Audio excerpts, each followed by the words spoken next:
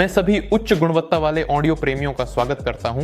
अगर आपकी कार में लगी स्टॉक म्यूजिक सिस्टम बहुत फीका बजता है, लेकिन आप बेहतरीन और शानदार साउंड चाहते हैं, तो क्या करें? पहले आपको ढेर सारी केबल्स, एम्पलीफायर और प्रोसेसर की पूरी जुगाड़ लगानी पड़ती थी। आज सब कुछ बदल गया है। मेरे हाथ में DSP 8 HD प्रोसेसर एम्पलीफायर है। यह ऑडियो की दुनिया में सचमुच एक स्विस आर्मी नाइफ है।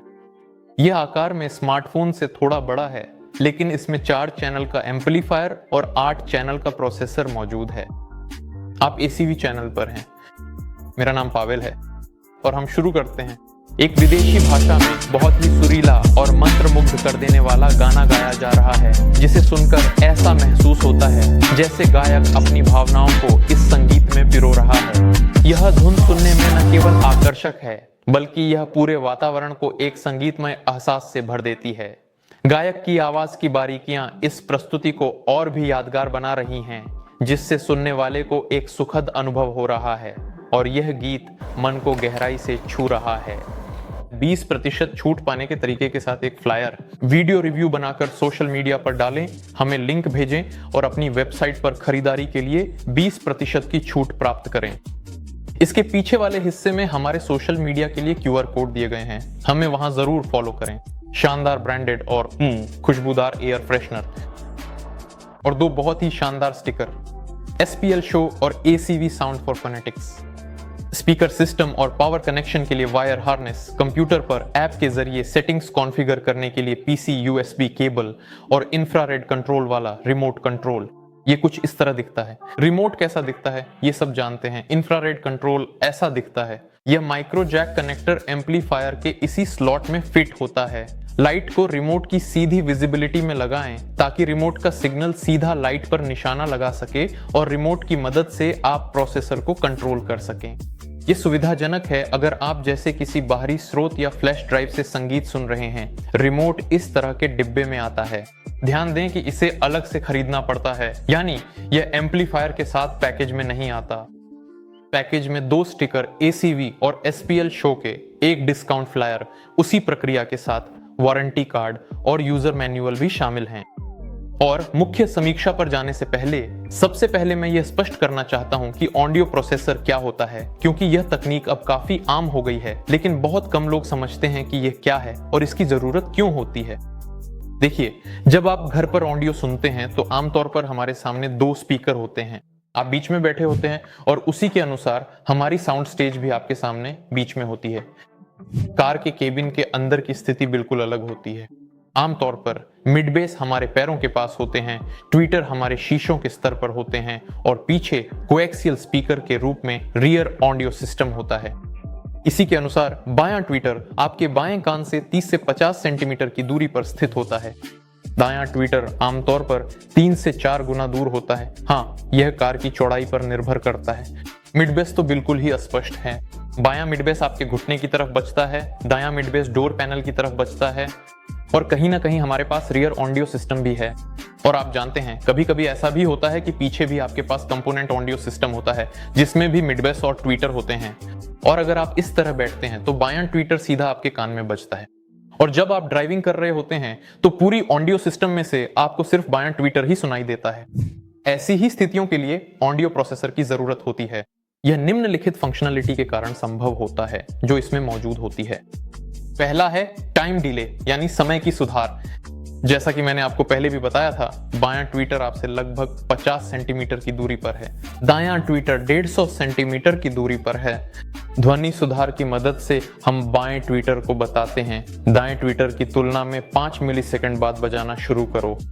इसकी वजह से हमें ध्वनि तरंग एक साथ बाएं और दाएं कान में मिलती है। इसी तरह हम हर स्पीकर के साथ चैनल के हिसाब से दोहराते हैं। इसी तरह दायां मिड बेस, बायां मिड बेस और रियर स्पीकर, इन सबको अलग अलग सेट किया जाता है। सही साउंड सीन बनाने के लिए अगला पहलू है चैनल के हिसाब से फ्रीक्वेंसी को अलग करना, यानी क्रॉसओवर। जैसा कि हम जानते हैं, ट्विटर यानी हाई फ्रीक्वेंसी स्पीकर को अपने निर्धारित रेंज में ही बजना चाहिए, ठीक वैसे ही जैसे मिड बेस और बाकी सभी स्पीकर्स को। इसी तरह ऑडियो प्रोसेसर की मदद से आप Twitter, mid range speaker, mid base और सबवूफर के लिए यह सब कुछ मैन्युअली सेट कर सकते हैं। हर स्पीकर के लिए हम उसकी की अपनी फ्रीक्वेंसी रेंज, काटोनफ की तीव्रता चुनते हैं और वे सभी सही फ्रीक्वेंसी रेंज में ही बजते हैं। अगला महत्वपूर्ण पहलू है डिटेल्ड इक्वलाइजेशन। एक 30 बैंड इक्वलाइजर से आप हर स्पीकर की फ्रीक्वेंसी रिस्पॉन्स की कमियों को सुधार सकते हैं, यानी उभारों को एडजस्ट कर सकते हैं और मिडबेस की अनचाही गूंज या अनावश्यक रेजोनेंस को हटा सकते हैं। जब प्लास्टिक जरूरत से ज्यादा कंपन करने लगता है तो इसे भी इक्वलाइजर की मदद से ठीक किया जा सकता है। चौथा पहलू है सिग्नल लेवल और फेज एडजस्टमेंट। अगर इंस्टॉलेशन में गलती से स्पीकर के प्लस माइनस उल्टे जुड़ गए हैं तो इसे सॉफ्टवेयर से ठीक कर सकते हैं। हर स्पीकर का लेवल भी एडजस्ट किया जा सकता है ताकि मिडबेस ट्वीटर से तेज न लगे या सबवूफर न उभरे। कुल मिलाकर इन सबको बैलेंस करके आप सिस्टम की सही और संतुलित आवाज प्राप्त कर सकते हैं। अब सीधे अपने ऑडियो प्रोसेसर पर चलते हैं और शुरुआत करते हैं इसके बाहरी रूप से। इसका बॉडी एल्यूमिनियम का है, बहुत मजबूती से और अच्छी तरह से असेंबल किया गया है। इसमें कोई ढीलापन या आवाज नहीं है, ये एकदम ठोस महसूस होता है।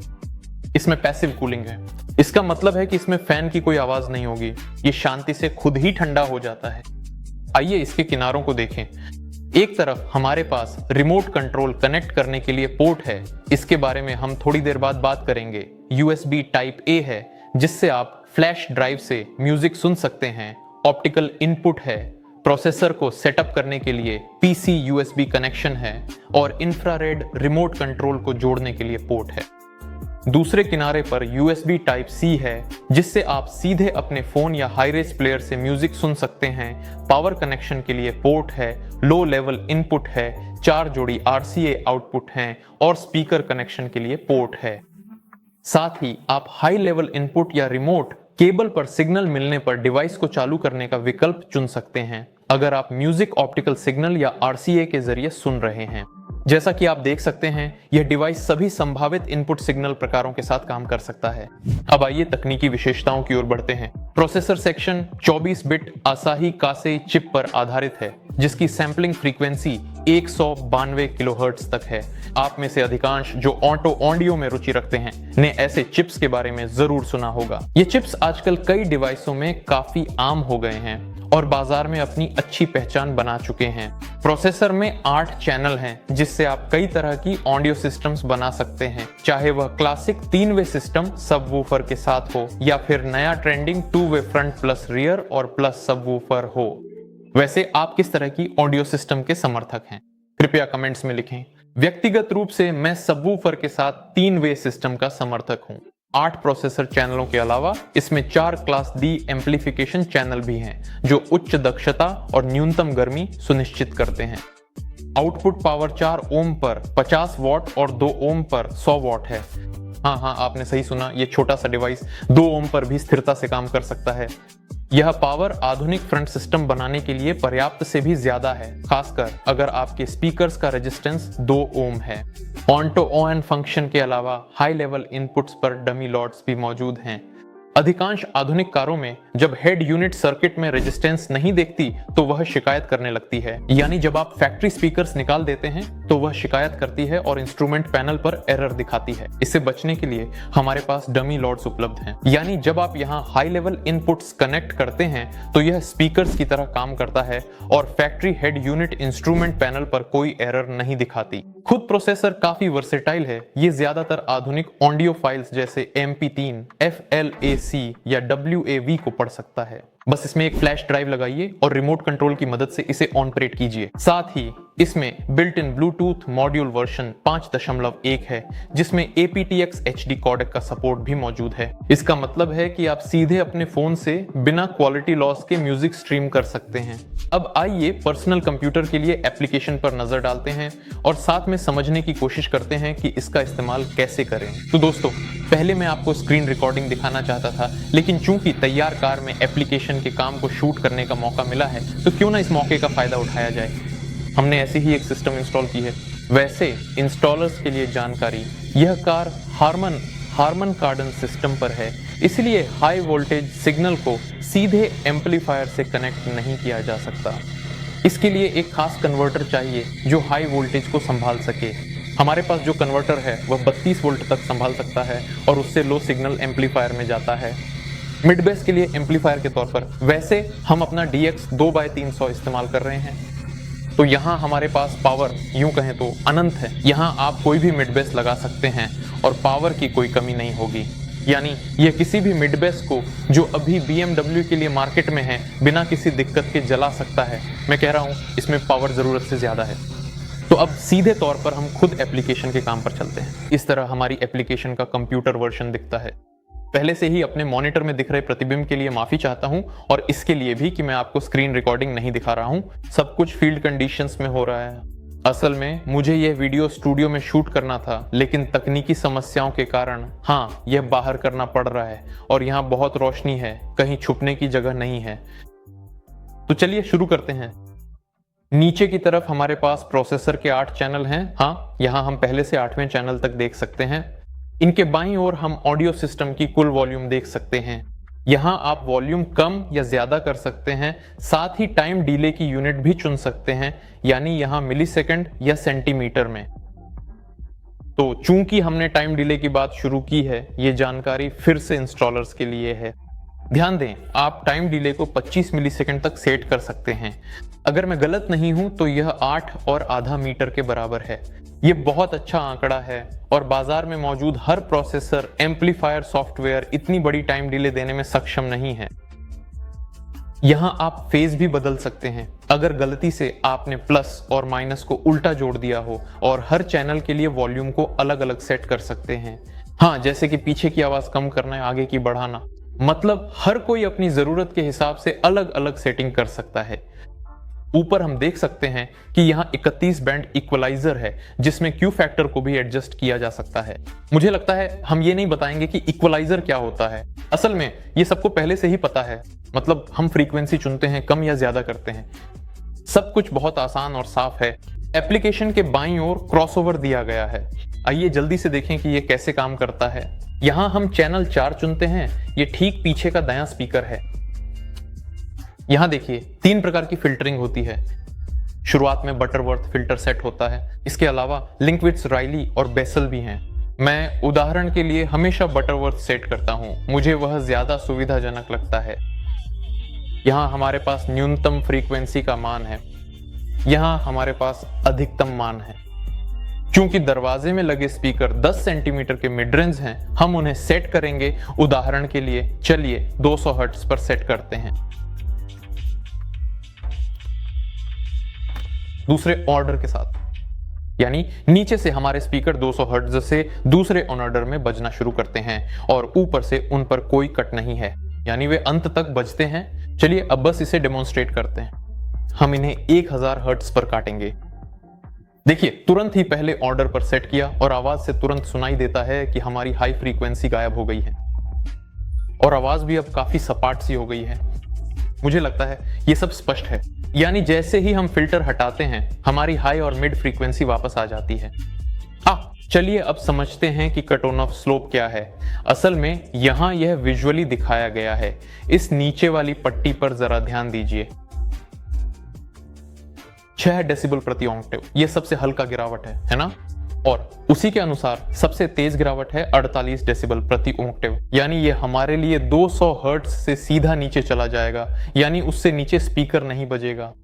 साथ ही मैं आपका ध्यान एक जबरदस्त फीचर की ओर भी दिलाना चाहता हूं, जिसे मिक्सिंग कहते हैं।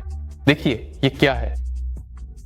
ये सिस्टम साउंड्स को मिक्स करने की सुविधा है। अगर आप किसी बाहरी स्रोत से म्यूजिक सुन रहे हैं, उदाहरण के लिए आप ब्लूटूथ के जरिए प्रोसेसर से कनेक्ट होते हैं, है ना? तो इसका मतलब है कि आपकी आवाज सीधे फोन से आ रही है ना? जैसे कि इस कार में पार्किंग सेंसर की आवाजें स्पीकर पर आती हैं। और उदाहरण के लिए अगर मिक्सिंग की सुविधा नहीं होती, तो जब पार्किंग सेंसर एक्टिवेट होते तो आप उनकी आवाज बिल्कुल नहीं सुन पाते। कुल मिलाकर यहाँ यह सुविधा मौजूद है, इसलिए जब आप ब्लूटूथ या उदाहरण के लिए USB के जरिए हाई रेस प्लेयर से म्यूजिक सुनते हैं, तब भी पार्किंग सेंसर की आवाज स्पीकर पर सुनाई देगी, जो कि मानिए बहुत ही सुविधाजनक है। यानी आप उच्च गुणवत्ता वाली म्यूजिक बिना किसी क्वालिटी लॉस के सुनते हैं और साथ ही आपकी कार की सभी स्टैंडर्ड फंक्शंस भी काम करती रहती हैं। मैं एप्लीकेशन के काम को और गहराई से नहीं बताऊंगा, ताकि यह वीडियो एक उबाऊ 1.5 घंटे की लेक्चर में न बदल जाए। इंटरनेट पर ऑडियो प्रोसेसर को सेट करने के लिए बहुत सारे वीडियो ट्यूटोरियल्स उपलब्ध हैं, इसलिए अगर आपको दिलचस्पी है तो आप कोई भी वीडियो ढूंढकर देख सकते हैं।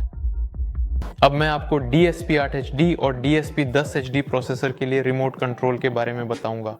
ये रिमोट आकार में काफी कॉम्पैक्ट है। इसकी कुल लंबाई 60 गुणा 35 मिलीमीटर है और इसमें उपयोग में आसानी के लिए OLED डिस्प्ले दिया गया है। इसका संचालन रोटरी प्रेस एनकोडर से किया जाता है। इस रिमोट की मदद से आप कुल वॉल्यूम लेवल को नियंत्रित कर सकते हैं, सबवूफर की वॉल्यूम को अलग से एडजस्ट कर सकते हैं, प्रोसेसर को म्यूट मोड में डाल सकते हैं यानी बिना आवाज के। साथ ही आप प्रोसेसर में पहले से सेट किए गए प्रीसेट्स को भी चुन सकते हैं, यानी यह सब कुछ रिमोट की मदद से दूर से किया जा सकता है। प्रोसेसर की सिस्टम सेटिंग्स में जाने की जरूरत नहीं है। इसके अलावा आप ऑडियो स्रोत भी चुन सकते हैं। उदाहरण के लिए आप इस समय रेडियो सुन रहे हैं, लेकिन अगर आप हाई रेज फॉर्मेट में वह म्यूजिक सुनना चाहते हैं जिसे आपने फ्लैश ड्राइव में डालकर प्रोसेसर में लगाया है, तो बस ऑडियो स्रोत चुनें और अपने पसंदीदा ट्रैक्स का आनंद लें। निष्कर्ष ये है कि DSP-8HD प्रोसेसर एम्पलीफायर बेहतरीन साउंड क्वालिटी के लिए आपका सबसे अच्छा विकल्प है। यह हर एक निवेश किए गए रुपए का पूरा मूल्य देता है, क्योंकि इसमें ढेर सारे फीचर्स और समृद्ध एक्सेसरीज शामिल हैं। आपके साथ थे पावेल, कंपनी ACV से। देखने के लिए सभी का धन्यवाद। लाइक करें, कमेंट लिखें और जरूर सब्सक्राइब करें। आप सबको अलविदा।